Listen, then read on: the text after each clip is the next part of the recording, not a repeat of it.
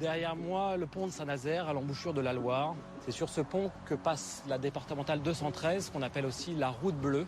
En franchissant ce pont, on arrive au sud sur la petite station balnéaire de Saint-Brévin-les-Pins. De l'autre côté, à une vingtaine de kilomètres, on tombe sur Guérande.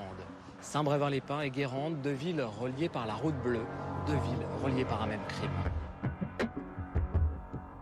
C'est à Saint-Brévin-les-Pins qu'une nuit de printemps 2004, le petit Jonathan Coulon, 10 ans et demi, disparaît d'un centre de vacances sans laisser de traces. Et c'est à Guérande que 6 semaines plus tard, on découvre son corps dans un petit étang sous les fenêtres d'un manoir.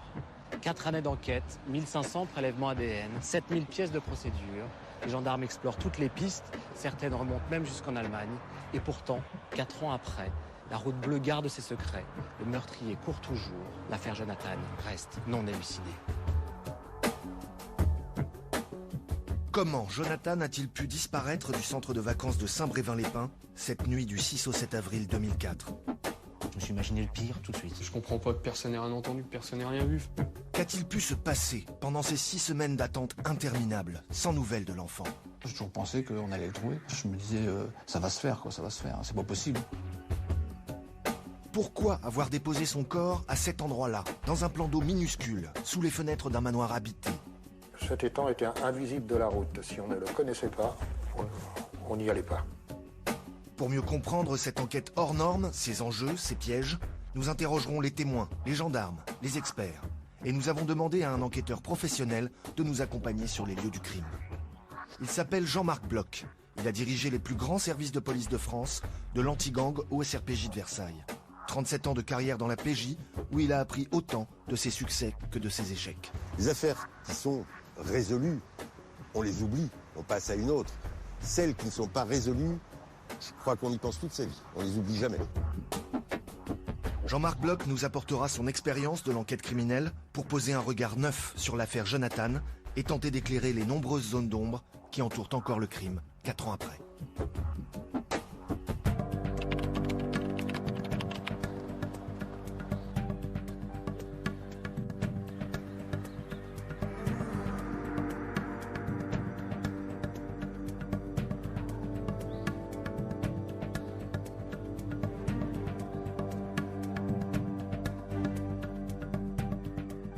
Alors dans une affaire de disparition comme celle de Jonathan, quelle est la première question qu'il faut se poser ?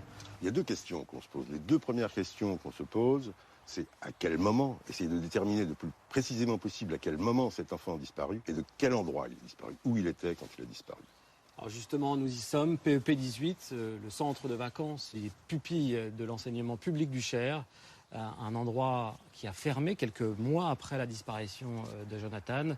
Aujourd'hui, comme on peut le vérifier, il est à l'abandon. Les locaux ont été squattés, le mobilier pillé et les murs sont intacts quand même, ce qui nous donne une idée assez précise de ce que l'endroit a pu être au moment des faits. Jonathan est parti en classe de mer le 31 mars 2004 au matin avec ses 24 camarades de CM1, CM2 de l'école d'Orval, un petit village du Cher. Au bout de la route, à 450 km de là, il y a la mer. C'est la première fois que Jonathan va la voir. Stéphane Coulon se souvient du départ de son fils. Il savait qu'on n'avait pas trop les moyens à l'époque, donc il nous avait dit qu'il n'avait pas envie de partir pour pas nous embêter. Mais après, quand on lui a dit qu'il allait y aller, qu'il allait voir la mer et tout, il était très heureux. Il y avait un petit copain qui était parti avec lui, qui était attaché à lui. Ils étaient amis depuis quelques années. Donc il est parti en toute confiance. Au programme de la classe de mer, cours le matin, activité de découverte l'après-midi. Une semaine au grand air. Janine Decosse conduisait l'autocar qui a emmené les enfants à Saint-Brévin. Elle dormait aussi au centre et les a conduits dans tous leurs déplacements pendant la classe de mer. Elle raconte le dernier soir où Jonathan a été vu. Le 6 avril au soir, donc, nous avons dîné comme d'habitude dans le réfectoire. Les enfants ont eu, je ne me souviens plus exactement avec les années passées, j'ai oublié certaines choses. De toute façon, si c'était pas vraiment une boum qu'ils ont eu, ils ont eu une veillée. Michael Bouton était animateur au centre. 20h à peu près, 20h. 20h30 on commence la veillée. Bon, des fois ça déborde un peu parce qu'il y a brossage dedans. Et puis on les a mis au lit, quoi, enfin, normalement, comme d'habitude. Paul a aujourd'hui 15 ans, il partageait la chambre de Jonathan. On a tout de suite voulu être dans la même chambre aussi avec d'autres copains. On s'est couché comme tous les soirs. Il n'y a rien eu de spécial. J'ai plus trop de souvenirs. Je me rappelle avoir entendu une voiture près du truc, mais quand je dors en fait. Donc nous, avec ma binôme, on faisait des tours de garde. Parce qu'il faut être malin, il faut qu'ils dorment aussi, parce que pendant une semaine intensive, des fois ça les fatigue. Donc on se promène dans les couloirs, on écoute comme ça à travers les portes, et puis quand ça dort, moi je vais me coucher, quoi. On s'est couché, il était plus de minuit, il me semble. Mais après la dernière ronde des animateurs, il y a encore de l'activité. En plus, il y avait sur le centre une soirée organisée par les ados qui préparaient le BAFA. Vers minuit, 1h du matin, il y avait toujours ce bruit et je me suis levée pour aller aux toilettes et je devais de ma chambre, bien sûr, traverser toute l'entrée. Et en allant aux toilettes, quelle ne fut pas ma surprise de voir la porte d'entrée ouverte. Mais quand je dis ouverte, c'est grande ouverte. Alors, je l'ai refermée. Et puis, ma foi, on est loin de penser à ce qui malheureusement s'est passé. Donc, je referme la porte, je vais me coucher. Et puis, ma foi, rien de particulier. Rien de particulier. Et pourtant, dans quelques heures, un événement va marquer à jamais les occupants du centre. Il devait être 7h à peu près. 7h15, ouais. Vous vous réveillez, vous faites votre travail comme tous les matins. Vous faites le tour des chambres, vous tapez à la porte. Vous dites aux enfants que c'est l'heure bientôt d'aller déjeuner, donc il faut se préparer, ils se réveillent doucement. On se réveille et puis on voit qu'il est plus là en fait. Il y a son sac avec ses vêtements, tout ça. Donc on se dit qu'il a dû aller aux toilettes ou quelque chose comme ça. Et puis au bout d'un certain temps, on commence à se demander où il est passé. Donc on avait l'idée d'aller voir dans les couloirs, mais on s'est dit si on se fait attraper, on va se faire engueuler, donc on est resté dans la chambre. Donc on fait le tour des chambres et puis je vous dis, quand on arrive dans la fameuse chambre de Jonathan, ses camarades ils me font mais Jonathan il est pas dans son lit. Il est parti, il est pas là. Donc nous on a pris ça pour une blague quoi. On a cherché dans les placards, on a cherché dans la salle où on fait la boum, la salle télé, on a cherché dans les cuisines, on a cherché dans l'autre dortoir, on a cherché là où on fait les lessives. Michael l'appelle. Jonathan, bon allez sors d'où tu es, ça suffit maintenant, tu viens déjeuner. On a hurlé même. Parce qu'on s'est dit, peut-être qu'il nous fait une farce, et quand il va voir vraiment qu'on s'inquiète, il va peut-être réagir. Donc tout le monde l'a appelé. Mais non, pas de réaction, et c'est là où il y a tout qui vous tombe dessus, quoi. Donc j'ai prévenu direct l'institut il a prévenu le directeur, et le directeur il a appelé la gendarmerie. Le capitaine Stéphane Rapaille fait partie des premiers gendarmes qui se rendent sur les lieux. Ce matin du 7 avril, vers 8h30, on a effectivement quelqu'un de la colonie PEP 18 de Saint-Brévin qui alerte la brigade de Saint-Brévin, en signalant qu'un enfant de la colonie est absent à l'appel qui a eu lieu vers 7h quelques moments plus tôt. Les parents de Jonathan ne seront alertés qu'en début d'après-midi. Mon portable a sonné, c'était son propre maître qui m'a téléphoné, il ne savait pas comment me parler. On sentait qu'il se passait quelque chose, mais il ne savait pas comment m'appréhender.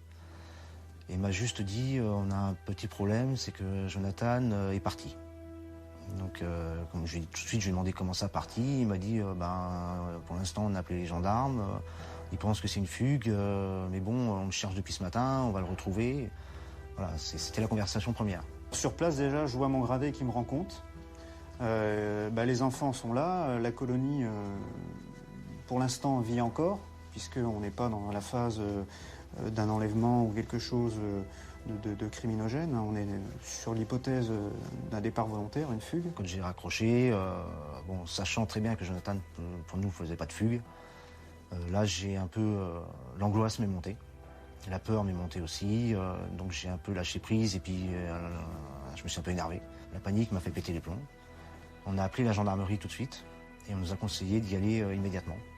Donc là, bagages et puis parti en voiture tout de suite, avec très peu de vêtements, parti sur l'instinct. Voilà, je me suis imaginé le pire tout de suite. Mais pour Stéphane et Virginie, la mère de Jonathan, la route est longue jusqu'à Saint-Brévin. Ils arriveront tard dans la soirée, plus de 16 heures après la disparition de leur fils. Jean-Marc, dans le cas de Jonathan, est-ce qu'on peut écarter d'emblée la thèse de la fugue? Non, absolument pas. Pour pouvoir écarter d'emblée la thèse de la fugue, il faudrait connaître son état psychologique, son milieu, sa famille. Or là, il n'était pas chez lui, il était dans un centre de vacances dans lequel il n'était pas préparé à aller. Les fonds nécessaires n'avaient pu être réunis que 8 jours avant son départ. De plus, Il faut arriver à savoir dans quel état d'esprit il était dans ce centre. Est-ce qu'il a eu des conflits avec les moniteurs, avec certains de ses copains? Est-ce qu'il était à l'aise dans ce centre? Est-ce qu'il s'y trouvait bien? Est-ce qu'il s'y sentait bien? Autrement dit, il faut faire un portrait détaillé de Jonathan. C'est tout ce qu'on appelle le travail de victimologie. Ses parents l'appellent Titi, ou Cowboy. Cowboy n'est pas un costaud.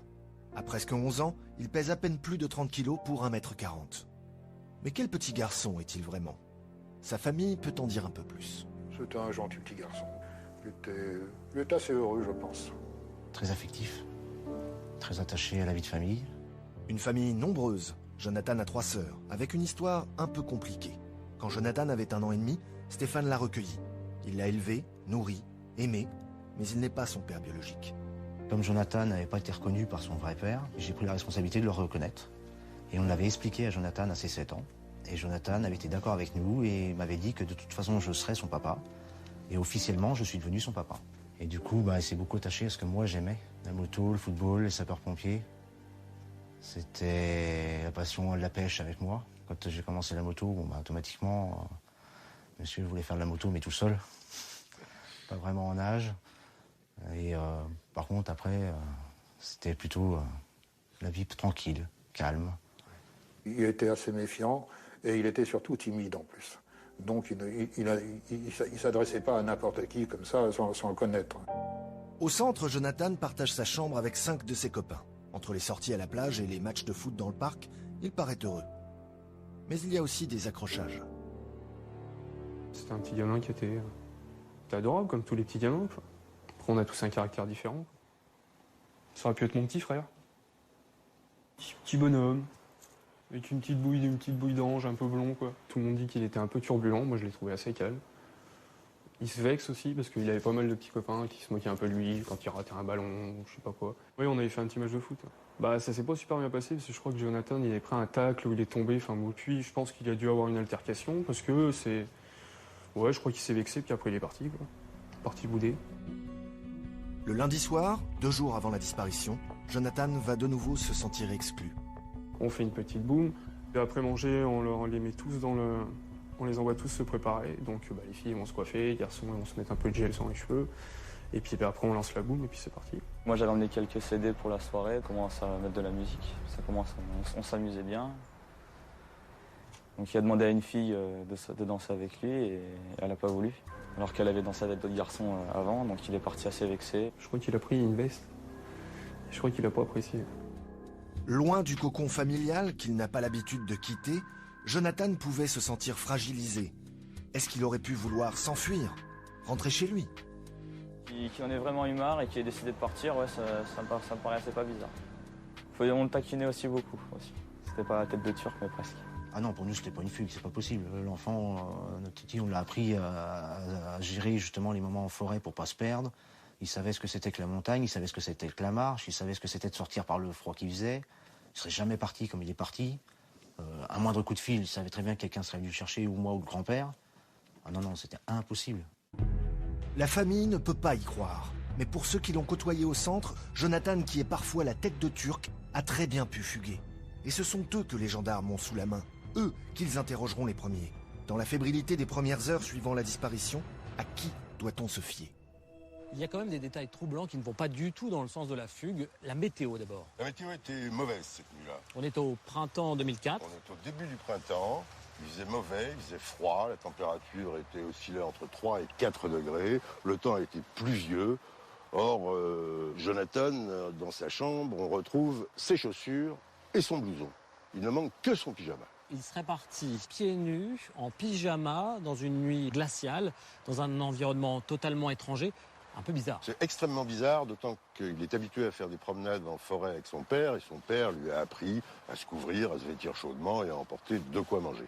Quand Virginie, sa maman, arrive au centre, elle constate que toutes ses affaires sont là, il ne manque rien. Or, c'est elle qui a fait sa valise, elle sait exactement ce qu'elle a mis dedans. Est-ce qu'il aurait pu rejoindre quelqu'un, un adulte à l'extérieur, qui l'aurait attendu avec des affaires de rechange? C'est une possibilité. D'autant qu'il y a un élément troublant qui va attirer l'attention des enquêteurs dans l'environnement familial de Jonathan. C'est Laurent, son père biologique. Jonathan a pu être troublé d'apprendre que celui qui l'a élevé n'est pas son père biologique. On peut imaginer qu'un homme l'ait approché, qu'il se soit passé ou qu'il ait été ce père biologique et que Jonathan ait eu envie de le suivre. Mais Laurent va être localisé par les gendarmes quelques jours après la disparition et on va pouvoir vérifier son emploi du temps. Laurent est forain dans la région parisienne. Les gendarmes le localisent assez facilement, l'entendent, épluchent son emploi du temps, le vérifient. Il ne pouvait pas être présent à Saint-Brévin dans la nuit du 6 au 7 avril, c'est impossible. Ça n'élimine pas pour autant l'hypothèse de l'enlèvement. Au fur et à mesure des recherches, celle-ci va d'ailleurs paraître de plus en plus probable aux yeux des enquêteurs. Les gendarmes le savent, les 48 premières heures suivant une disparition sont cruciales. Passé ce délai, les chances de retrouver l'enfant vivant sont presque nulles. Les 2 premiers jours, on se concentre avant tout sur Saint-Brévin. On a des zones boisées, des résidences secondaires qui sont inoccupées à cette période de l'année. On a le littoral. Tout ça, c'est déjà beaucoup de recherche pour les 2 à 3 premiers jours. On n'a qu'un but, c'est de retrouver l'enfant coûte que coûte. Et ce qu'on souhaite, c'est surtout ne rien oublier, rechercher partout, en tout lieu, de façon à s'assurer qu'on n'a rien oublié. Le vendredi 9 avril, 2 jours après la disparition, un avis de recherche est diffusé. La population de Saint-Brévin-les-Pins se mobilise. On voyait des gens le week-end, ils étaient en forêt avec des chiens, ils cherchaient, même avec leurs enfants qui cherchaient. On a rencontré des gens sur les plages, en train de regarder dans tous les blocos, se regarder partout. Je me souviens d'un couple de personnes âgées qui est venu nous trouver un soir, juste devant le centre, et nous proposer un coup de main parce qu'ils étaient de la région, ils connaissaient le moindre chemin, le moindre champ de la région. Un numéro vert est mis en place. Grâce à lui, les gendarmes vont recueillir plusieurs signalements d'enfants errant seuls dans les environs. C'est la peur au ventre, je dirais. Parce que à tout moment, par un témoignage, on se dit ça y est, c'est certainement lui. Ça ressemble trop à Jonathan. Et malheureusement, nos espoirs à chaque fois s'effondrent puisqu'on ne trouve pas. Faux espoir pour les gendarmes, fausse frayeur pour la famille, qui fouille désespérément les bois et les champs autour de Saint-Brévin. On sort avec mon oncle d'un hangar, par l'arrière du hangar, et dans le champ, on voit un corps dans un fossé. Et jambes coupées, mal au cœur, à genoux, incapable de réagir. Et quand on est capable de bouger, on s'est aperçu que c'était un mannequin taille enfant, qui n'avait pas de vêtements, qui n'avait rien, qui traînait dans un champ. Le dimanche 11 avril, après 4 jours sans nouvelles de son fils, Stéphane Coulon lance un appel désespéré sur RTL. Qu'on lui dise que ses sœurs l'attendent, que nous on l'attend, que sa mère attend qu'il revienne. On va pas le fâcher, on se pose des questions. Donc je demande à toute personne, le voyant, de le chercher avec nous. À tout le monde. Les enfants, les adultes, tout le monde. Cherchez-le, aidez-nous. Les moyens déployés pour retrouver Jonathan sont sans précédent dans la région. On a été jusqu'à 200 personnels sur le terrain, sans compter tous ces gens qui sont venus nous aider. 200 personnels, les plongeurs, la section aérienne, les maîtres de chiens. Pendant 6 jours que durent les recherches, où on a un périmètre qui s'élargit de plus en plus, on est sur un rayon approximatif de 15 à 20 km sur la fin. Mais les recherches ne donnent rien. L'espoir de retrouver le petit garçon se réduit comme peau de chagrin. Le pire est à craindre. Le mardi 13 avril, 6 jours après la disparition, le parquet de Saint-Nazaire ouvre une information judiciaire pour enlèvement et séquestration. Revenons à l'enquête, Jean-Marc. Les gendarmes ont pu recueillir des témoignages assez inquiétants. Il y a tout d'abord cet enfant du centre qui dit avoir entendu cette nuit-là quelqu'un s'introduire dans le dortoir. Mais il était dans un demi-sommeil et il se peut que ce soit un autre enfant qui soit allé aux toilettes ou un animateur qui ait fait à ce moment-là une ronde. Il y a aussi ce boulanger qui part au petit matin travailler, qui passe par la route bleue juste devant le centre. Il se rendait à sa boulangerie et il a vu une voiture stationnée à hauteur du centre, les 4 portières ouvertes. Celle-là intriguée, mais il ne peut pas en dire plus.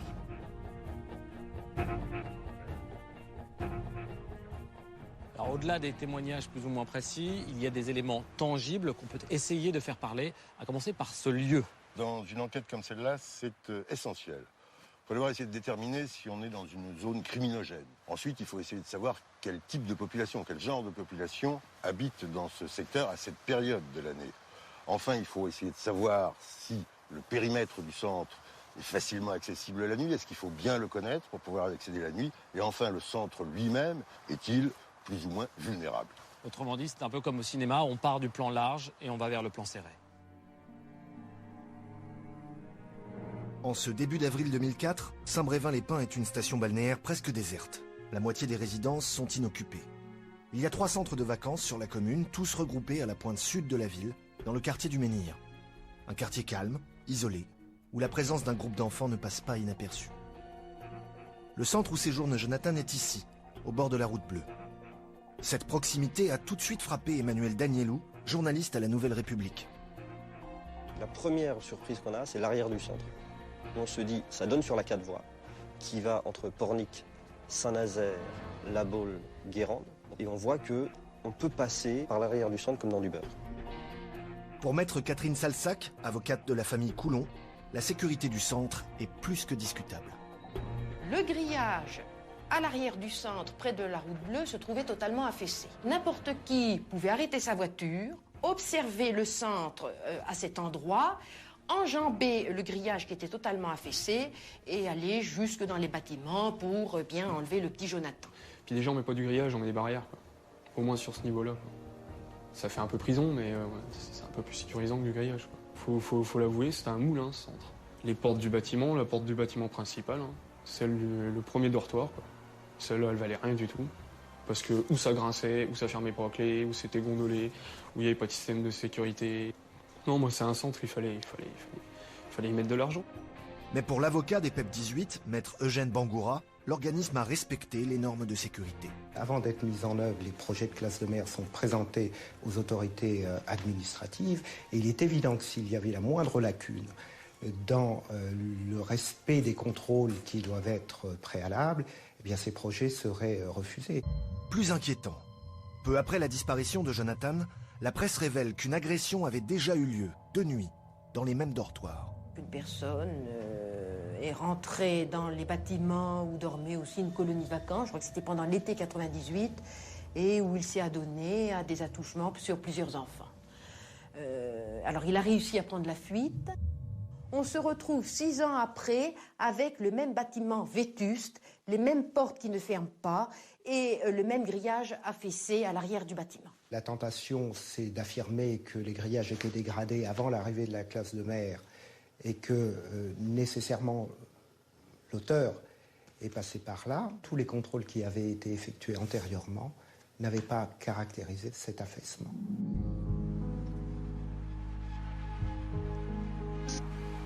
Nous longeons le bâtiment des dortoirs et c'est derrière cette fenêtre que se trouvait la chambre, le Pouliguen, celle où dormait Jonathan. Les chambres sont de plein pied.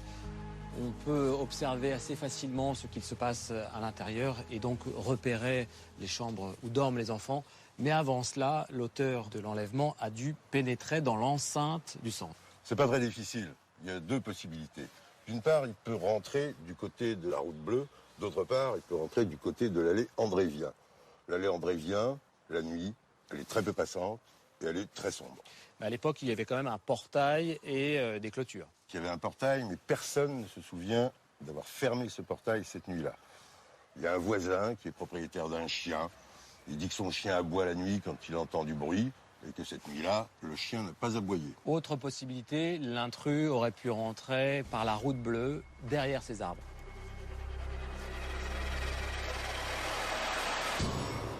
Une fois à l'intérieur du centre, l'auteur doit atteindre le dortoir des enfants et donc, avant cela, savoir où il se trouve. Si on a repéré les lieux, c'est pas bien compliqué. En face de nous, il y a un bâtiment inoccupé. À gauche, il y a l'infirmerie. Et puis ensuite, en continuant, le bureau du directeur et les réfectoires. Il reste ce bâtiment en U. Et c'est là que les enfants dorment. Mais les enfants dorment dans la partie gauche du bâtiment. Dans la partie droite de ce bâtiment, il y a des jeunes gens, ils ont entre 16 et 18 ans, ils préparent le BAFA, le brevet d'aptitude à la formation d'animateur. Et ce soir-là, ils préparent une animation. En fait, ils font plutôt la fête, ça fait beaucoup de bruit, et ça ne se calmera que vers 1h30, 2h du matin. On peut imaginer que l'intrus a dû éviter cette aile-là. Oh, il a sûrement évité cette aile-là, et il a surtout attendu que le calme revienne dans l'ensemble du centre. Et ensuite, il faut entrer dans le bâtiment. Pour entrer dans ce bâtiment, il y a 3 possibilités. Il y a d'abord la porte principale qui donne sur l'allée Andrévien, et puis il y a ces 2 portes vitrées qui donnent sur le couloir où sont les dortoirs des enfants. Et paradoxalement, ces portes ne sont pas fermées à clé pour des raisons de sécurité. En cas d'incendie, il faut bien que les enfants puissent être évacués rapidement. Alors prenons ces accès un par un. Est-ce que l'auteur aurait pu rentrer de l'autre côté du bâtiment par l'entrée principale? Bon, ça paraît peu probable. Le cheminement est long. Il faut d'abord qu'il entre dans un hall, qu'il tourne à gauche, qu'il passe devant les toilettes, qu'il ouvre une porte, qu'il passe devant la chambre de l'instituteur pour arriver enfin dans le couloir qui donne sur les dortoirs. Donc il nous reste 2 portes, celle qui se trouve face à nous. Effectivement, et la plus probable, c'est la plus proche de nous, celle qui est la plus proche de la route bleue. La chambre de Jonathan était la seconde à gauche.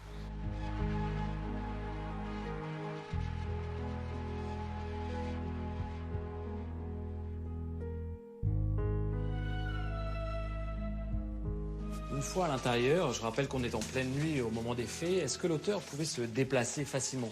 Aux 2 extrémités du couloir, il y a des indicateurs de sortie de secours qui restent éclairés toute la nuit.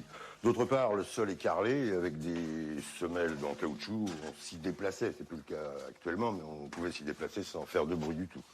Est-ce que Jonathan aurait pu être enlevé en dehors de son lit? C'est bien sûr une possibilité. On peut imaginer qu'il ait eu envie de faire pipi et que le ravisseur se trouve dans un coin sombre de ce couloir et l'ait enlevé à ce moment-là. Mais ça prendra un risque énorme parce que n'importe quel animateur qui faisait une ronde pouvait le surprendre. Le plus vraisemblable, c'est que Jonathan ait été enlevé dans sa chambre.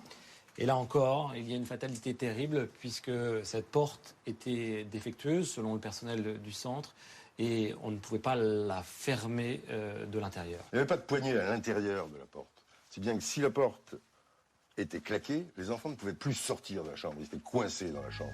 En cas d'incendie, ça aurait été catastrophique. C'est la raison pour laquelle cette porte, effectivement, n'était pas fermée. Donc l'intrus n'avait plus qu'à pousser la porte pour entrer dans la chambre de Jonathan.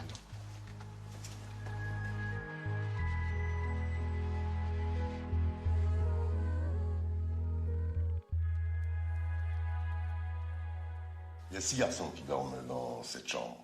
Jonathan se trouve dans le lit, à droite en entrant, le plus proche de la porte. Et il fait totalement nuit à ce moment-là, il fait noir. Pas nécessairement. Il y a une veilleuse ici. Et elle peut rester allumée la nuit pour que les enfants n'aient pas peur. Alors l'auteur aurait donc pris Jonathan dans ses bras, l'aurait sorti du lit, serait sorti de la chambre sans qu'il ne se débatte, sans qu'il ne pousse de cris, sans que personne n'entende rien. Ça paraît totalement invraisemblable. Seulement, tout le monde se souvient de l'affaire de la Plaine Fougère. Oui, Caroline Dickinson. Oui, cette jeune fille qui, dans sa chambre, à côté de 4 de ses copines, a été violée et tuée. Jonathan a très bien pu être tétanisé. Jonathan a pu être bâillonné. Il a pu être menacé par une arme. Ou alors, tout simplement, si son agresseur s'y est pris assez délicatement, il ne s'est pas réveillé. Alors, si l'auteur est entré dans cette chambre, il a sans doute laissé des traces. Les gendarmes vont emmener les draps dans lesquels Jonathan dormait et en les faisant examiner, ils vont enfin trouver ce qu'ils pensent être une preuve matérielle solide. Dans les heures qui suivent la disparition, les techniciens en identification criminelle bouclent la chambre de Jonathan. Dans leur jargon, on ne passe pas une scène de crime au peigne fin, on la passe au CrimeScope, un détecteur optique qui permet de révéler les taches, les fibres, mais aussi toutes les traces biologiques qu'aurait pu laisser un agresseur. Sur le traversin de Jonathan, le CrimeScope va révéler la présence d'une minuscule tache de sang. L'information, qui filtre dans la presse, sera confirmée par le parquet. À partir des cellules prélevées sur le traversin, on parvient à extraire un ADN masculin. S'agit-il de celui de l'agresseur? Tient-on enfin la seule trace qui pourrait permettre de l'identifier? Toute l'enquête va s'attacher à ça. J'ai recherché un homme dans la région nazérienne qui ait pu enlever Jonathan.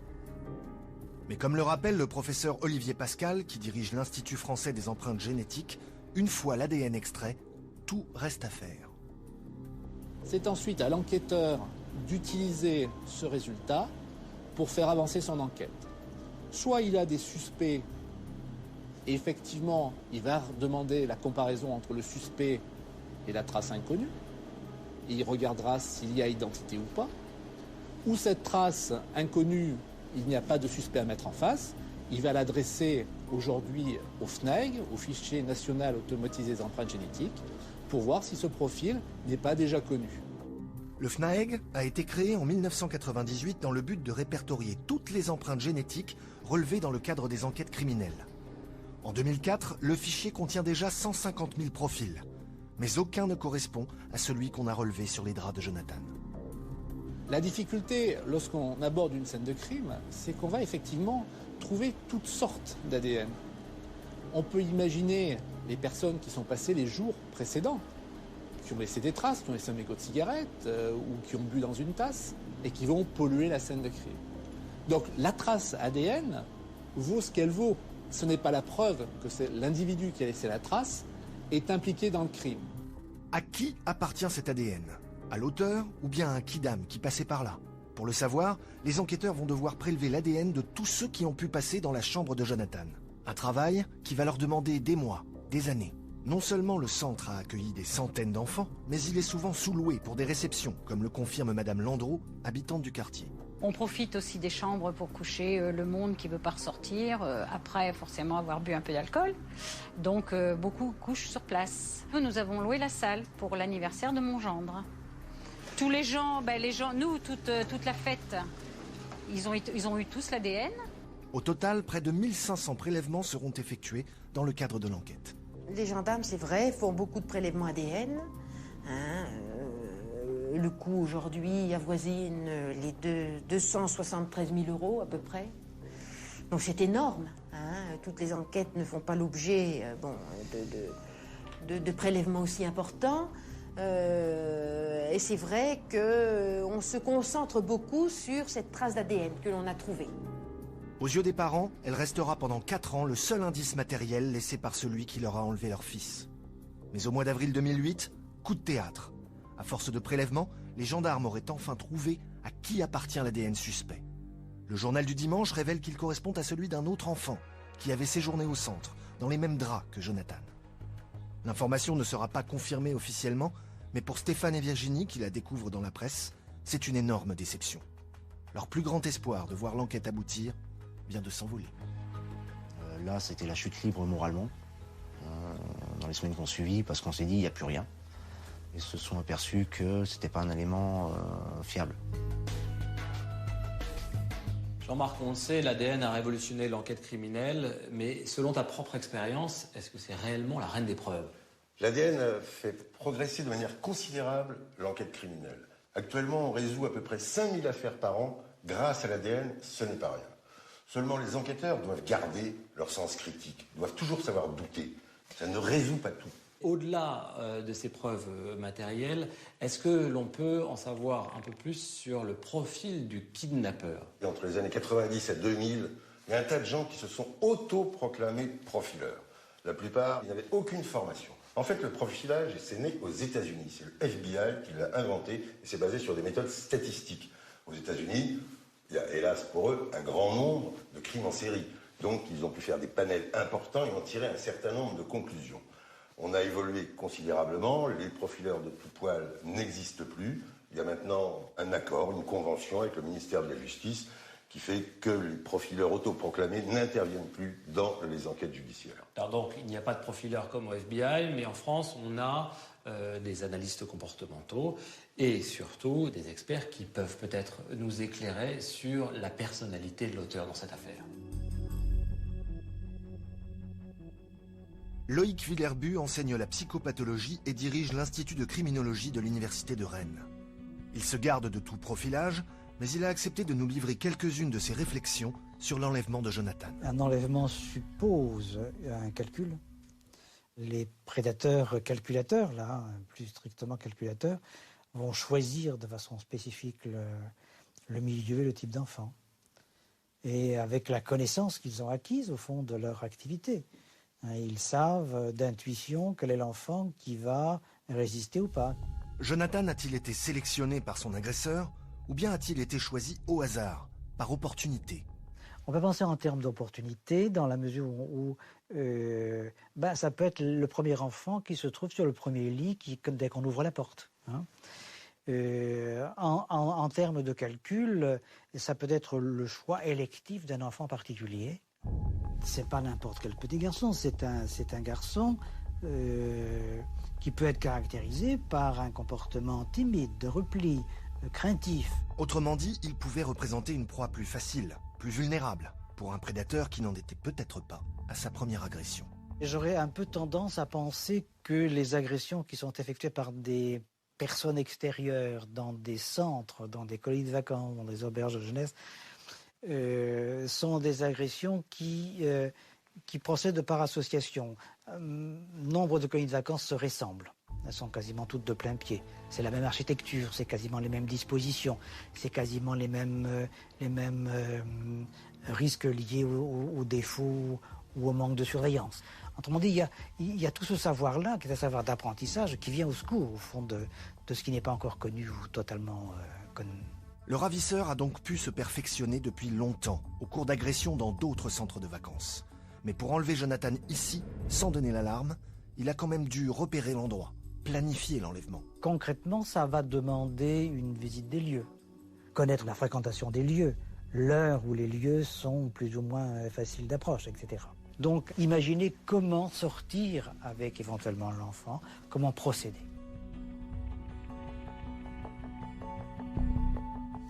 Jean-Marc, est-ce que selon toi, l'agresseur aurait pu sélectionner Jonathan? Faut être prudent, mais c'est possible avec sa tête d'ange, sa boucle d'oreille. C'est vrai que c'était un enfant extrêmement mignon.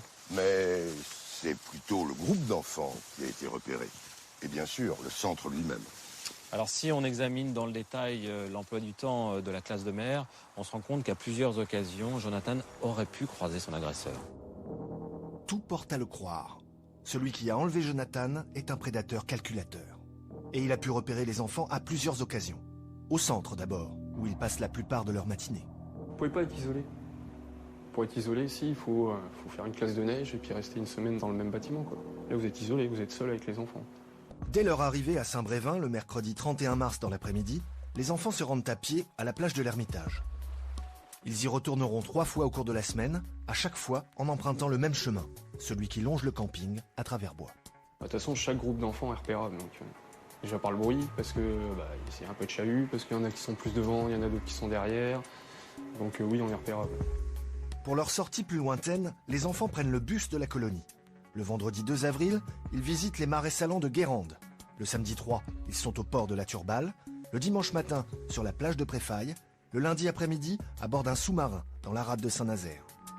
Autant d'endroits où des témoins auraient pu remarquer quelque chose, un détail, même insignifiant, une présence inhabituelle, dont ils n'ont peut-être pas mesuré l'importance pour l'enquête. Autant d'endroits où Jonathan et ses camarades auraient pu être repérés. À part les gens qui étaient dans le centre, les gens à l'extérieur, non, il a rencontré personne. Après, s'il a rencontré quelqu'un, moi j'ai rien vu. Et je m'en bouffe les doigts, encore. À moins même qu'on ait repéré l'enfant quelque part, dans un endroit où on est allé, et après avoir retrouvé le car ici. Donc, par déduction, on pouvait penser que l'enfant était ici.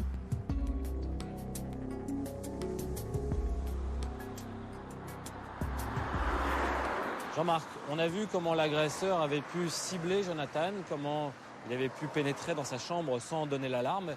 Mais est-ce que l'on sait par où il s'est enfui?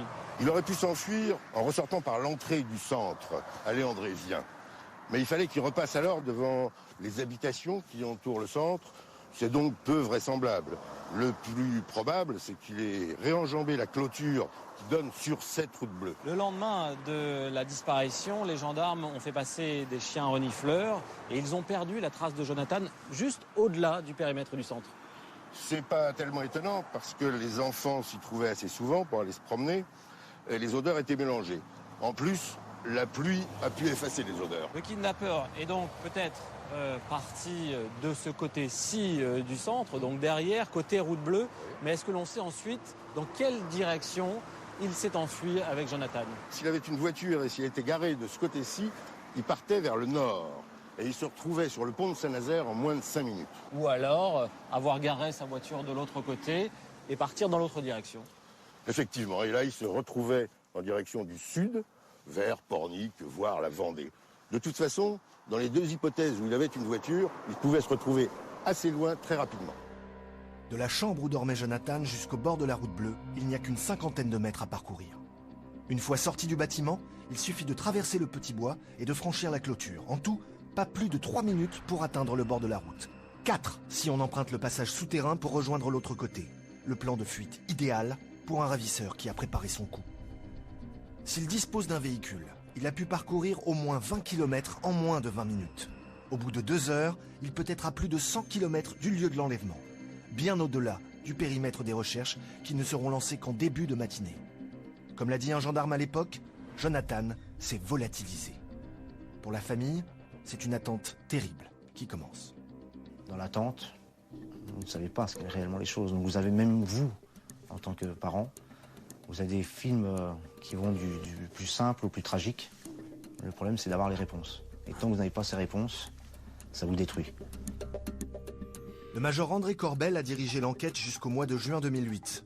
Aujourd'hui, il est encore habité par le souvenir des semaines qui ont suivi la disparition. Déjà, une disparition d'un adulte, c'est quelque chose d'une grosse affaire. Mais là, c'est un enfant, quoi. Avec tout ce qu'on peut imaginer, parce que là, pour nous, il est vivant, quoi. Mais il est certainement plus fugueur, puisque on a passé la semaine de disparition. Donc, on se dit qu'il est quelque part enlevé dans la région, loin. Où est-ce qu'il est parti? Donc, de toute façon, c'est une grosse affaire. Petit à petit, tous les jours, semaine après semaine, on nous a dit qu'il faudra penser à rentrer, il faut aller voir les autres enfants, ça sert à rien de rester. Il faut continuer, mais de loin. On a fait notre possibilité, les enquêteurs font leur possible. Il faut penser à retourner auprès des filles. Donc c'est vrai qu'on avait d'autres enfants, donc c'est pas évident à gérer non plus. Le retour a été difficile, aussi difficile que l'aller, parce qu'on l'abandonnait. Pour nous, on l'abandonnait ce jour-là. J'ai toujours pensé qu'on allait le trouver. J'étais confiant dans nos capacités, dans l'investissement de tous les enquêteurs qui étaient sur place. Je me disais, ça va se faire, quoi, ça va se faire. C'est pas possible, on va le faire, quoi. 6 semaines d'attente, d'angoisse, de questions sans réponse. 6 semaines pour imaginer le pire. Et puis un jour est venu un coup de téléphone. On a retrouvé un corps dans un étang. Mais on n'a pas de confirmation, on attend d'avoir des confirmations pour vous annoncer si c'est Jonathan ou pas. Moi, je suis avisé au cours de la nuit. Je suis avisé par le commandant Vaccin, qui est directeur d'enquête, qu'un enfant a été découvert dans une mare à Guérande et qu'on n'a aucune preuve encore que c'est Jonathan. Mais enfin bon, des enfants qui disparaissent dans la région. Donc dès le jeudi matin, je me rends directement sur les lieux d'autopsie à Nantes. Les gendarmes, le maire de la commune viennent nous voir et ils nous annoncent que c'est bien notre enfant. Et là, le vide. Un vide immense. Il n'y a plus rien qui compte, il n'y a plus rien qui va, il n'y a plus rien autour. Vous savez même plus ce que c'est qu'une porte, ce que c'est qu'un mur. Moi, je suis sorti, j'ai eu un gendarme qui m'a suivi de peur de mauvaise réaction. Ma femme est tombée. Et là, par contre, plus de possibilité de parler. Moi, je parlais plus du tout. Et après, dessus, il a fallu partir. Et là, c'est énorme. Parce que repartir vers quelque chose qui est vide.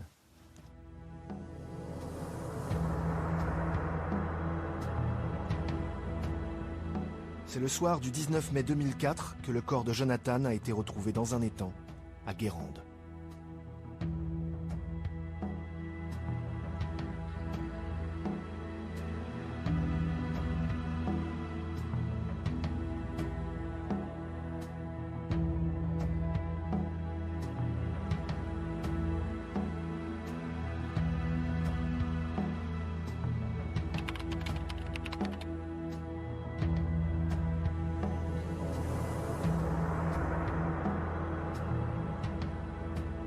Jean-Marc, nous sommes arrivés à Guérande en partant du centre de vacances de Saint-Brévin.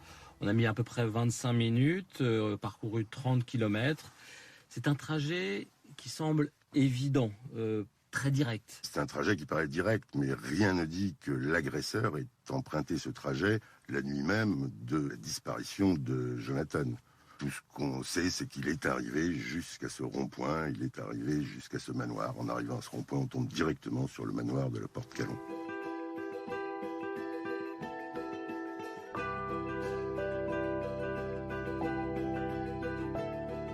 Est-ce qu'on peut savoir des choses sur la scène de découverte du corps? C'est une question à laquelle il est très difficile de répondre. On est en plein dans le secret de l'instruction. Pourquoi ce secret de l'instruction? Parce qu'il y a un certain nombre d'éléments que les gendarmes ont peut-être découverts et que seul l'auteur des faits connaît. Les révéler au public, ça serait extrêmement embêtant pour la suite de l'enquête parce que ces éléments peuvent un jour permettre de confondre cet auteur et de servir de preuve devant une cour d'assises.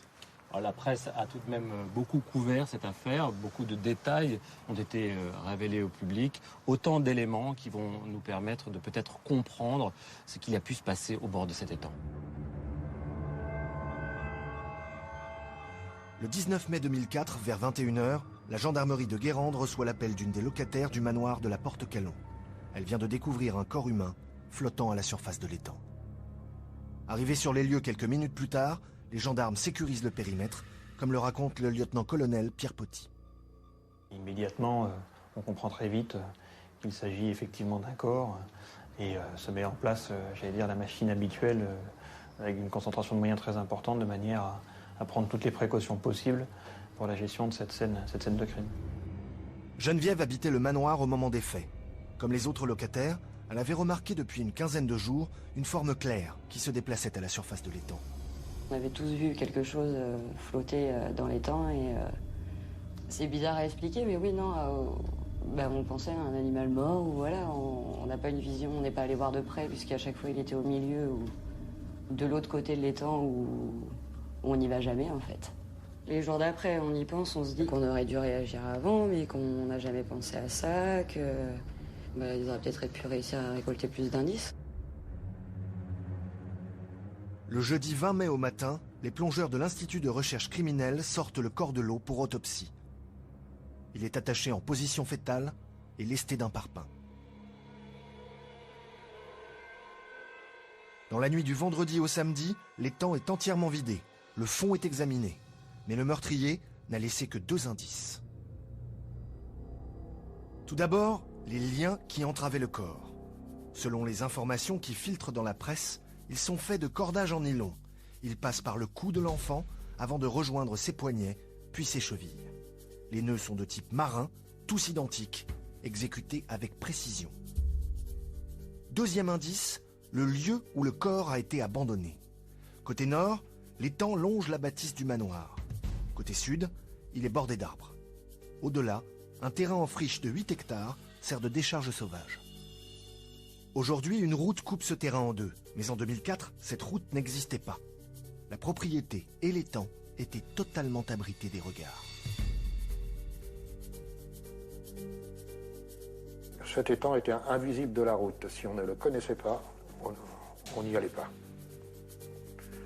Ça, je suis formel, j'aurais pu passer 10 fois devant, donc devant ce porche, on ne voyait pas l'étang, ou alors il aurait fallu que je passe ma tête par la grille pour voir que je rentre, pour savoir qu'il y avait un étang. Et tout. Donc c'est quelqu'un qui connaissait, il n'y a pas de problème.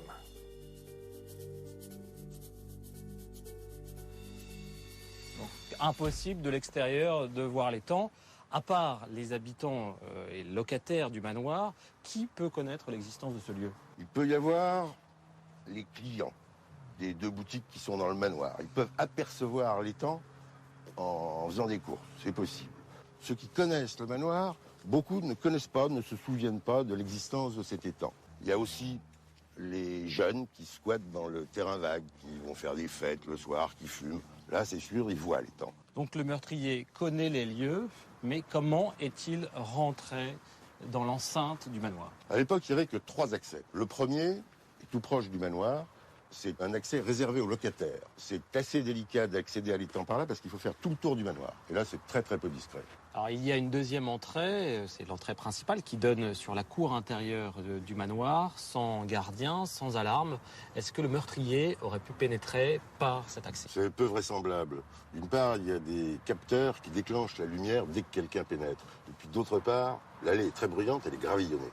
Mais il y a un troisième accès au bout de ce mur, à 200 mètres de l'entrée principale. Une entrée beaucoup plus discrète.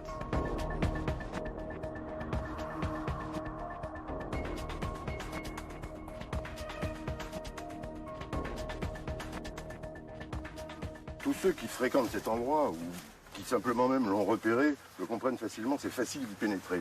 On peut enjamber cette chaîne, ou même simplement la décrocher, elle n'est pas protégée par un cadenas. Si, comme on le suppose, le meurtrier est entré par cet accès, il a dû traverser ce terrain accidenté, parcourir plus de 200 mètres pour aller jusqu'à l'étang, en transportant le corps de Jonathan, soit un poids d'une 30aine de kilos. D'abord, rien ne dit qu'il s'agisse d'un homme seul.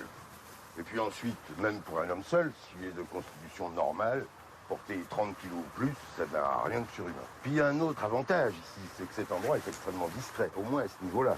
On est protégé par tout le mur d'enceinte de la propriété, il n'y a pas d'éclairage, et s'il fait nuit, en général, c'est désert.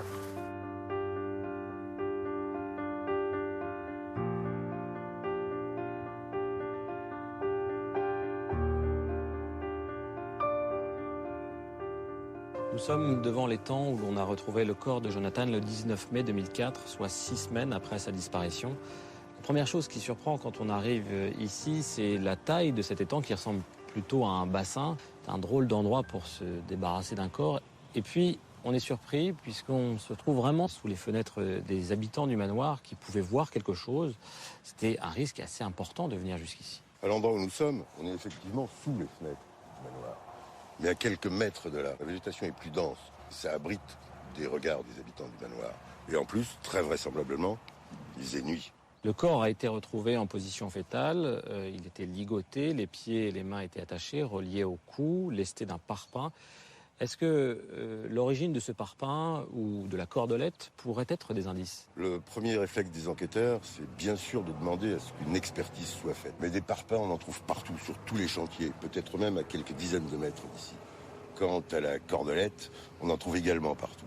Dans tous les magasins d'accastillage, il y en a pas mal dans la région, puis dans tous les supermarchés. Et la façon dont Jonathan était ligoté, peut-elle nous donner des indications sur l'auteur? Les nœuds étaient des nœuds de type marin.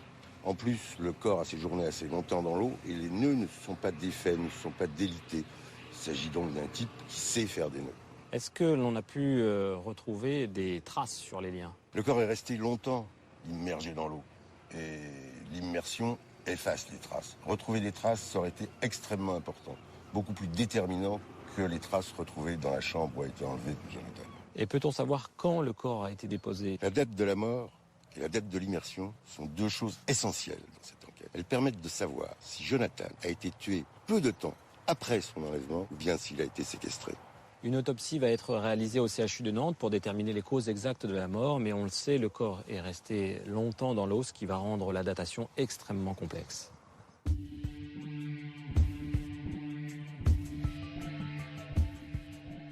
Jeudi 20 mai au soir, les premières conclusions de l'autopsie sont rendues publiques.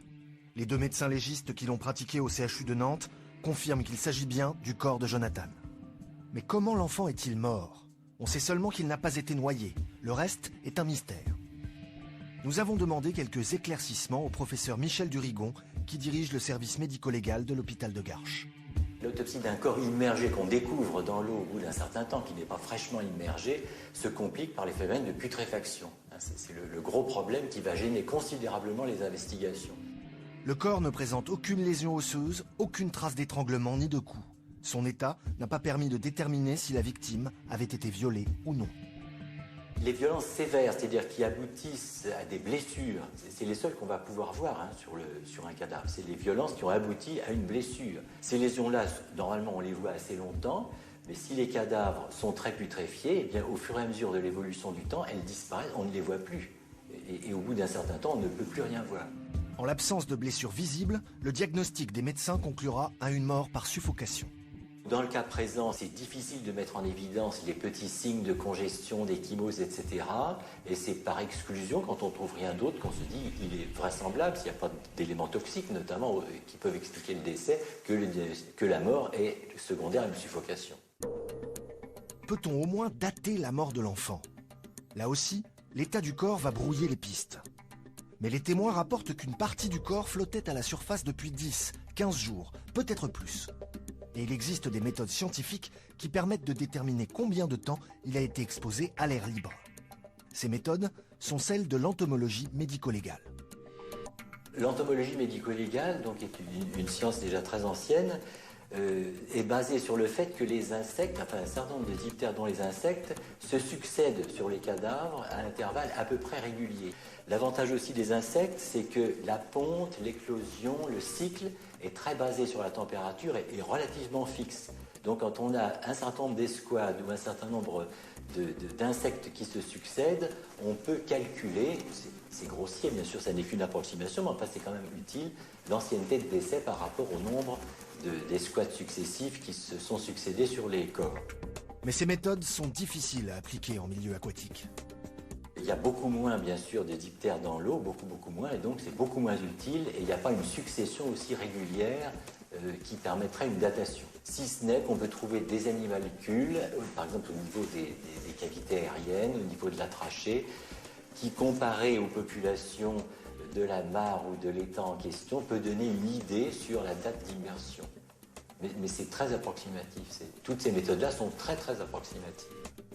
Dater la mort avec précision est un vrai casse-tête. Il faudra attendre 2 mois pour obtenir une première réponse. Le corps a été immergé à Guérande autour du 7 mai. Jonathan est mort dans les 24 heures qui ont précédé l'immersion. Une donnée capitale qui va déterminer toute la suite de l'enquête. L'expertise médico-légale laisse beaucoup de questions en suspens.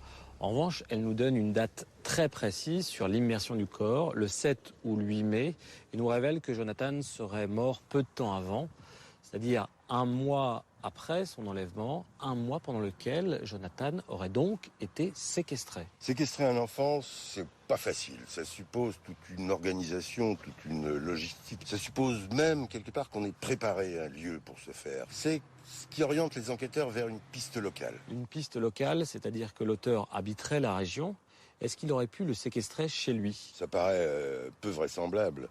Séquestrer un enfant chez soi, ça peut très rapidement éveiller les soupçons du voisinage. Ça change toutes les habitudes. Non, ça paraît très peu probable. Donc on pense plutôt à une planque isolée. Oui, dans la région, ça manque pas. À cette époque de l'année, il y a un tas de résidences secondaires qui sont inoccupées. Puis il y a un tas de terrains de camping qui sont isolés et dont les bungalows sont entièrement vides. Mais si l'auteur habite la région, pourquoi avoir choisi cet endroit pour se débarrasser du corps, avec tous les risques que cela suppose? Il y avait effectivement d'autres possibilités. Il y a l'embouchure de la Loire, qui est pas loin. Il y a des courants assez forts. Le corps pouvait être emmené au large. Il y a aussi l'arrière-pays, la Brière. C'est une zone de marais, c'est une zone où il y a des trous d'eau, c'est une zone protégée. Il y a très peu de construction, il y a peu d'habitations, il y a peu de passages. En tout cas, ce n'est pas un choix très rationnel. Non, Arnaud, ni pour toi, ni pour moi, ce n'est rationnel. Mais pour l'auteur, ça a un sens. Mais encore aujourd'hui, ça n'a de sens que pour l'auteur seul. Mais si on rassemble tous ces éléments, la façon dont Jonathan a été enlevé, le fait qu'on retrouve son corps en position fétale, ligoté dans cet étang, on peut peut-être cerner d'un peu plus près la psychologie de l'auteur.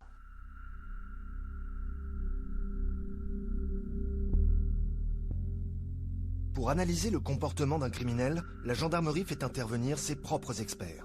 Le département des sciences du comportement, qui regroupe les compétences de psychocriminologues et d'enquêteurs de terrain. On fait un déplacement sur scène de crime et on observe la scène de crime elle-même. Et une fois qu'on est rentré au service, avec les pièces qui nous intéressent, donc ça peut être des photographies, ça peut être toutes les constatations faites sur scène de crime, ça peut être le rapport de médecine légale, ça peut être le rapport aussi dressé, les rapports d'expertise dressés par l'IRCG. Tous ces éléments-là vont nous permettre de commencer à travailler cette analyse de profil d'auteur. Est-ce que c'est quelqu'un qui est plutôt anxieux ou plutôt désinhibé et qui va être très à l'aise? Est-ce que c'est quelqu'un qui va travailler ou pas travailler? S'il travaille plutôt dans quel domaine? Parfois on peut le dire, c'est assez rare, mais selon des éléments vraiment précis dans le dossier, on pourra donner des indications sur un type d'emploi temporaire ou non, sur certains horaires ou certaines matières. Secret de l'instruction oblige, les experts du comportement ne nous livreront pas leurs conclusions sur le dossier Jonathan. Mais le professeur Villerbu a bien voulu nous éclairer sur certains éléments rendus publics. Le premier détail qui frappe, c'est la terrible précision avec laquelle le corps a été ligoté. Les criminologues préfèrent parler de contention. Alors, la mesure de contention est utilisée pour quoi? Pour interdire tout déplacement? Ou bien elle est utilisée dans le cadre d'un scénario pervers, pour obtenir une position, une allure, une corporéité, une architecture du corps particulière. Connaît-on d'autres types de disparitions du même genre? Et connaît-on d'autres modalités identiques de faire disparaître? Et là, la question des liens va se trouver posée de façon tout à fait particulièrement forte. Dans la mesure où ça peut être pris comme une signature particulière. L'abandon du corps dans un plan d'eau a-t-il aussi une signification pour l'auteur? Est-ce un symbole, une signature? Et voyons d'abord les choses du côté pratique. Enterrer un corps suppose quoi? Une pelle, une pioche, du temps pour faire un trou. A contrario, le fait d'immerger le corps peut résoudre tous ces problèmes-là de rapidité d'exécution, de disparition totale, etc., etc. Mais pourquoi choisir cet étang-là, alors qu'il y avait d'autres endroits beaucoup plus isolés pour se débarrasser du corps? Je me dis qu'au fond, c'est peut-être quelqu'un qui ne connaissait pas si bien que ça les lieux.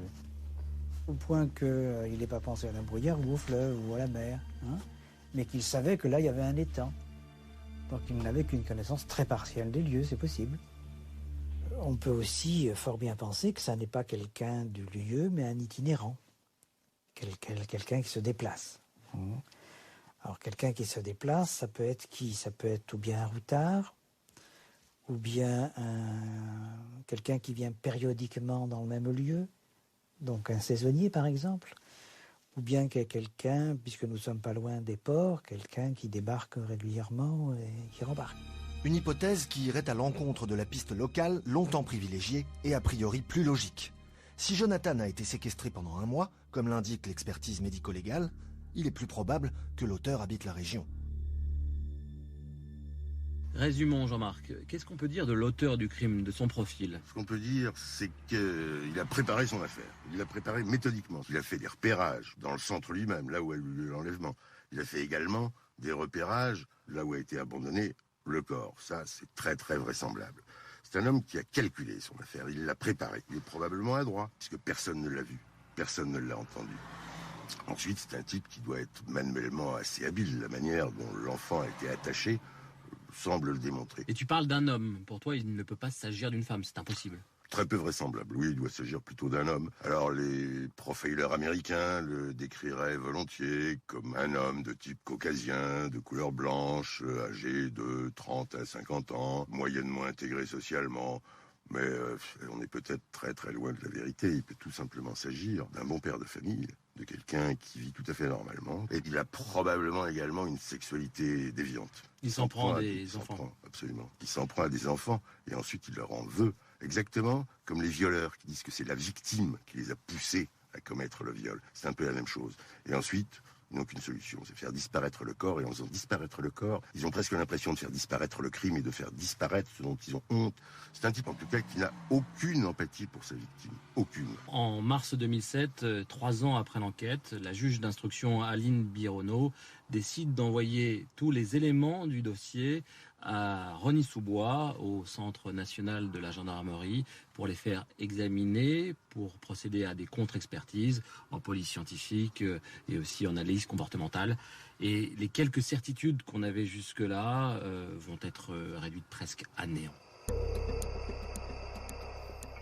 Constatation sur scène de crime, rapport d'expertise médico-légale, procès-verbaux d'audition, la cellule Jonathan a accumulé plusieurs mètres cubes de documents.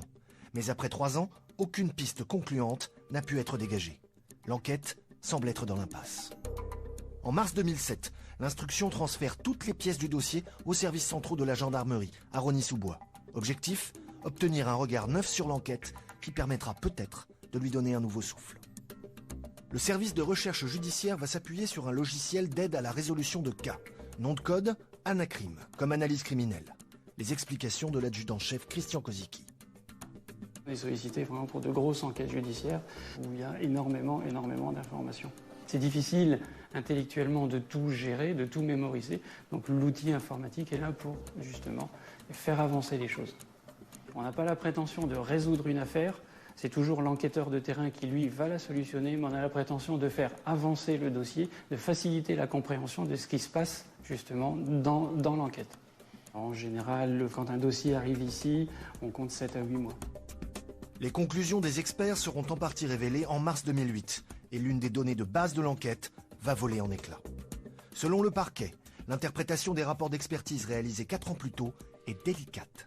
La première expertise, qui situait la mort aux alentours du 7 mai, a orienté l'enquête de manière trop étroite. Désormais, cette date est considérée comme incertaine. Impossible de dire combien de temps l'enfant a été séquestré, ni même si la séquestration a vraiment eu lieu. Jonathan est peut-être mort beaucoup plus tôt qu'on ne le croyait.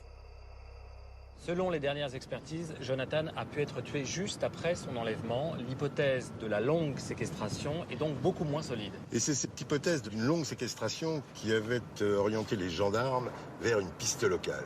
Si Jonathan a été tué peu de temps après son enlèvement, ça modifie la donne. La piste locale est moins évidente. Nous sommes à Saint-Nazaire, donc, qui se situe entre Guérande et Saint-Brévin-les-Pins. Saint-Nazaire qui est une zone portuaire. Il y a beaucoup de passages. En plus du tourisme saisonnier qui vient fréquenter les côtes, il y a aussi des bateaux qui vont et qui viennent. Donc des marins. Et en plus, il y a des chantiers navals à Saint-Nazaire. Les chantiers navals, c'est une activité en dents de scie qui suppose des mouvements de main-d'œuvre importants à travers toute l'Europe. Certains arrivent, d'autres partent. Ils restent de quelques semaines à quelques mois. Et justement, il y a une piste qui a longtemps été mise au second plan, une piste dont nous n'avons pas encore parlé. Il s'agit de celle de l'Aube en Noir. Le 22 avril 2004, 15 jours après l'enlèvement de Jonathan, les gendarmes de la section de recherche de Rennes reçoivent une visite qui peut paraître inattendue. Ce sont des policiers allemands. Ces policiers allemands sont à la recherche depuis 15 ans d'un homme qui sévit dans le nord de l'Allemagne et qui s'attaque à des jeunes garçons âgés de 9 à 12 ans qui séjournent dans des centres de vacances. Et ce tueur en série, surnommé le Schwarzmann, l'homme en noir par les policiers allemands, sévit en Basse-Saxe, une région portuaire comme Saint-Nazaire. Le 9 avril 2004, l'avis de recherche de Jonathan est diffusé auprès de toutes les polices d'Europe via le réseau Europol. Les circonstances particulières de cette disparition attirent l'attention des policiers de Verden, dans la région de Brême, au nord de l'Allemagne. Ils prennent contact avec la cellule Disparition 44, chargée de retrouver Jonathan. Il a été décidé, j'allais dire de manière tout à fait logique, que des enquêteurs se rendent sur place. Pourquoi ? Parce qu'il est beaucoup plus facile de pouvoir consulter un dossier, prendre les impressions des uns et des autres, et s'imprégner des circonstances exactes de ce qui s'était passé en France par les enquêteurs allemands. Ultérieurement, il y a même eu des placements d'enquêteurs français en Allemagne, inversement, pour voir si un certain nombre d'éléments pouvaient être rapprochés entre l'Allemagne et la France.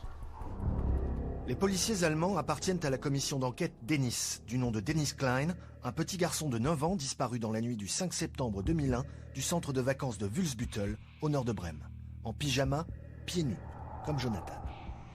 Bernd Volland est journaliste. Il a couvert l'affaire Dennis Klein pour le magazine Stern à Hambourg. Dennis dormait dans un dortoir avec plusieurs camarades. En tout, il y avait 5 ou 6 enfants dans la même chambre. L'agresseur l'a enlevé dans son lit sans réveiller personne. Il a pris un risque énorme, mais peut-être que c'est justement ça qui le stimule. Pour retrouver Dennis, l'armée allemande est envoyée en renfort. Les champs, les bois, les marais sont quadrillés. Le 19 septembre, le corps de l'enfant est retrouvé dans un chemin forestier près de Hebstedt, à 40 km du lieu de l'enlèvement. On ne retrouve pas son pyjama. Comme Jonathan, Dennis est mort par suffocation.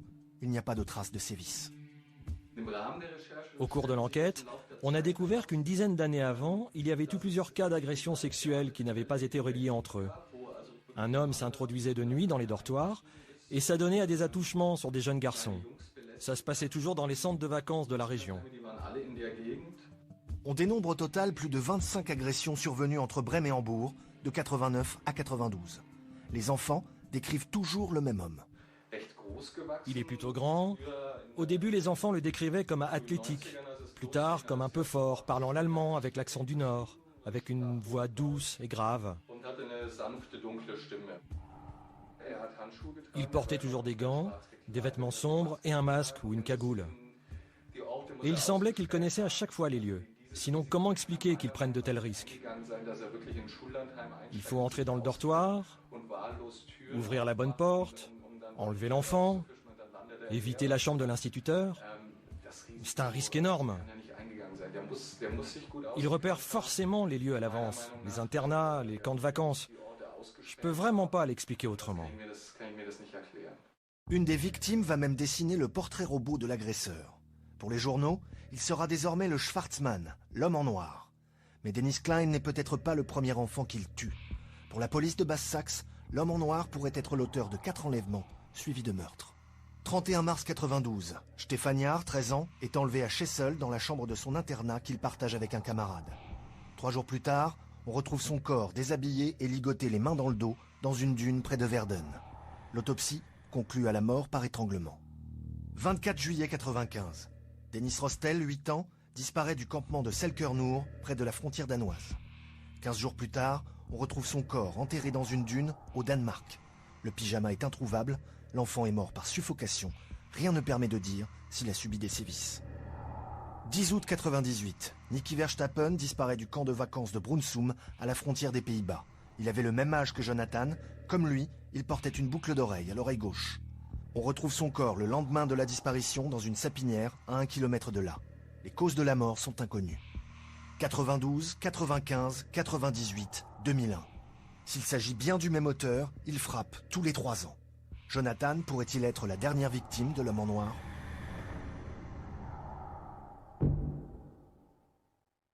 Alors entre les agissements de ce tueur en série allemand et l'affaire Jonathan, il y a quand même quelques ressemblances dans le mode opératoire. Il y a des éléments troublants. D'abord, le tueur s'en prend à des petits garçons âgés de 9 à 12 ans. Ensuite, il les enlève de centres de vacances. Ensuite encore, il les abandonne dans un rayon de 50 km autour du lieu de l'enlèvement. Et tout ça se passe dans des zones balnéaires ou portuaires. Reste encore à valider cette piste du Schwarzmann au niveau local, c'est-à-dire de savoir si un individu venant du nord de l'Allemagne pouvait à la fois connaître le centre PEP 18 de Saint-Brévin-les-Pins et le manoir de Guérande. Emmanuel Danielou a couvert l'affaire Jonathan depuis la découverte du corps à Guérande. Pour lui, la piste de l'homme en noir a été trop vite écartée. Première chose qui me surprend, c'est que le maire de Guérande, qui est aujourd'hui décédé, nous dit « Je ne connaissais pas moi-même l'existence de cette mare. Pour connaître ça, il faut être du coin. » Et toute l'enquête va s'attacher à « faut être du coin ». Et ça va être la même chose quand on va parler du centre de vacances. Il faut connaître pour aller jusqu'à la chambre de Jonathan, puisqu'il faut passer devant la chambre des enseignants. Il faut absolument connaître le lieu. Et donc, dès le départ, on va évacuer presque naturellement la piste de quelqu'un qui viendrait de l'extérieur. Mais l'homme en noir sévit en Basse-Saxe, à plus de 1300 km de Saint-Nazaire à vol d'oiseau. Qu'est-ce qui aurait pu amener le tueur si loin de son terrain de chasse habituel ? Jonathan était lesté avec un parpaing et des cordages qui ressemblent à des cordages marins.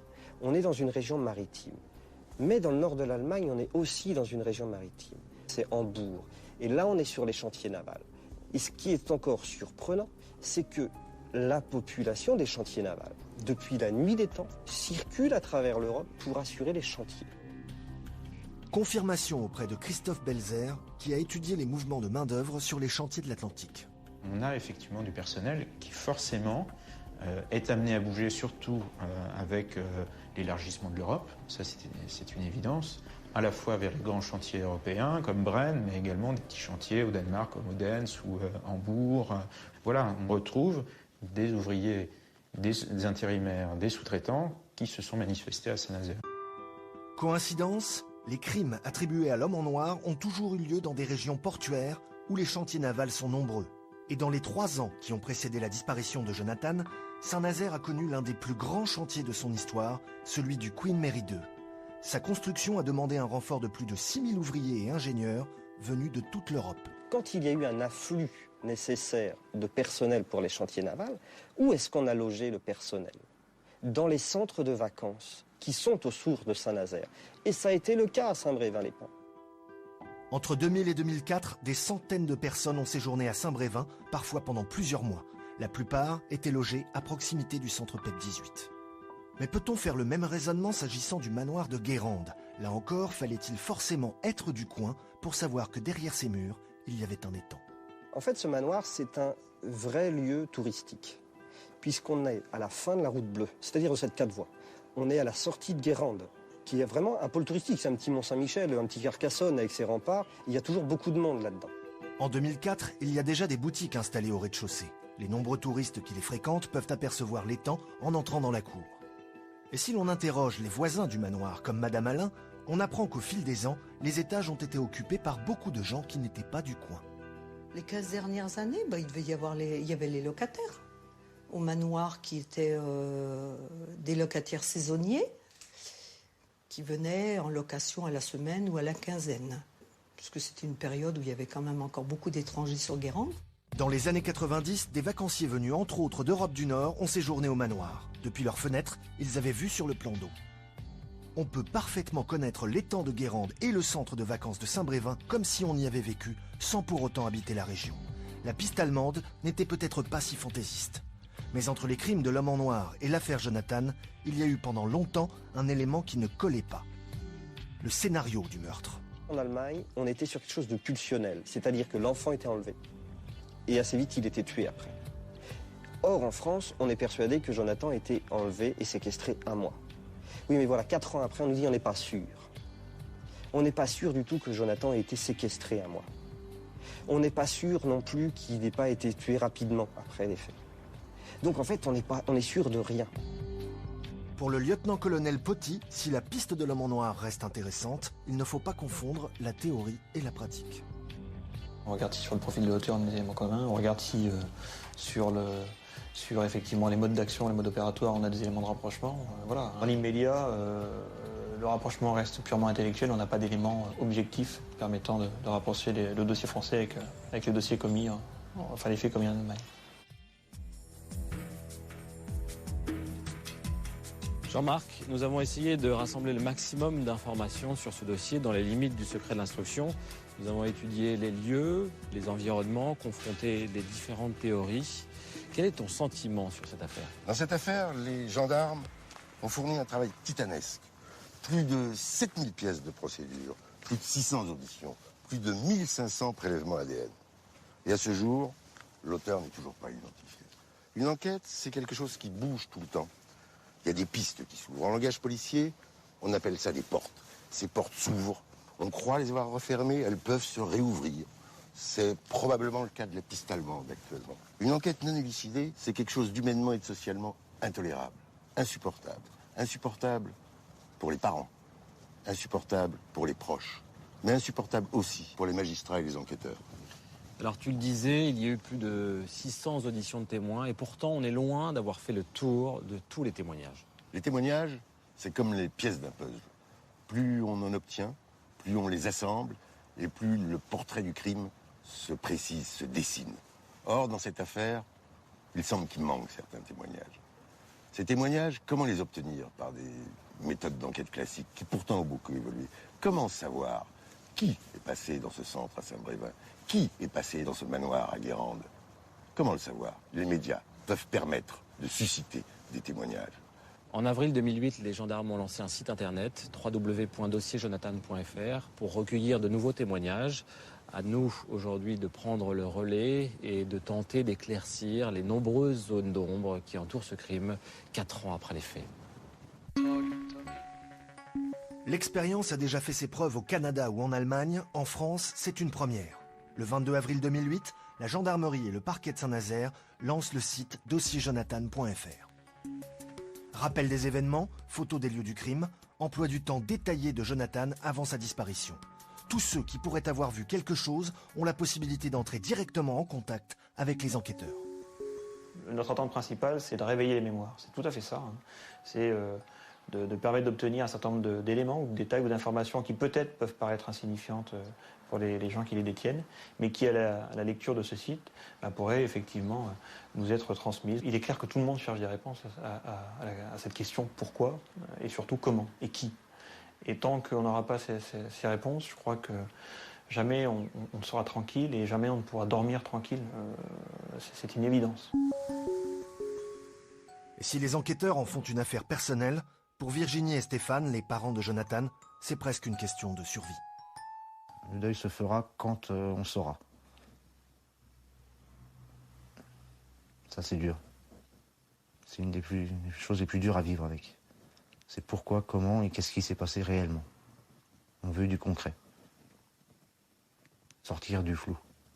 Pouvoir, qu'il repose en paix et que la justice soit rendue.